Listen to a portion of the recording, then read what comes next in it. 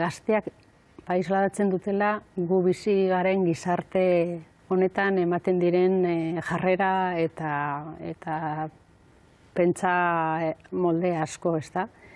Eta horrexegatik uste dut hausnarketa sakon bat egin behar dugula, batez ere euren sozializazioan zerikusia daukien arlo desberdinek. Eta hausnarketa sakon hori, ze motatako mezuak luzatzen ari garen inguruan, ezta? Azkenean, esan dodan bezala, eurek eraikitzen ari dira, eta gu guztiok, helduok garenak, pagabiz hainbat mezu luzatzen, askotan egia da nahi gabe, baina berdintasunaren aldekoak ez direnak, eta horiek barneratzen ari dira, eta horrela berdintasuneza garatzen doa, ezta?